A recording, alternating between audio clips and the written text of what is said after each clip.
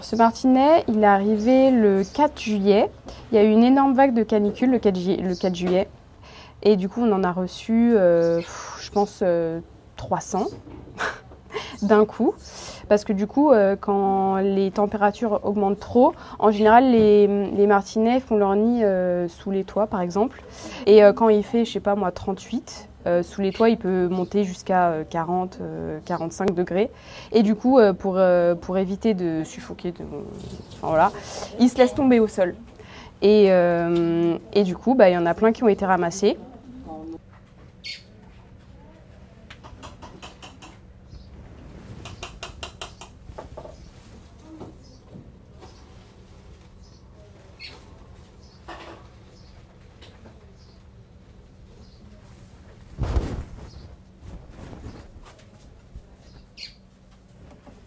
Là, vous le pesez, là?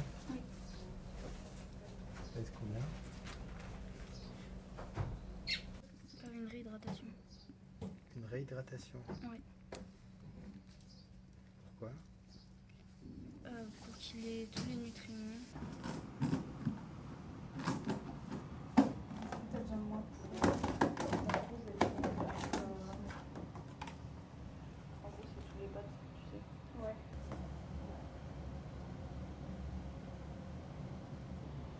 Avec un antiseptique et on va mettre une crème cicatrifiante.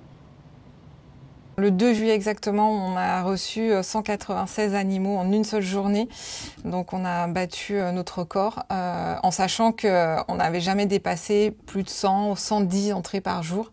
Et là, c'était 196 en une journée parce qu'on avait atteint donc le pic de la canicule et c'était sur les 3/4, c'était que des martinets.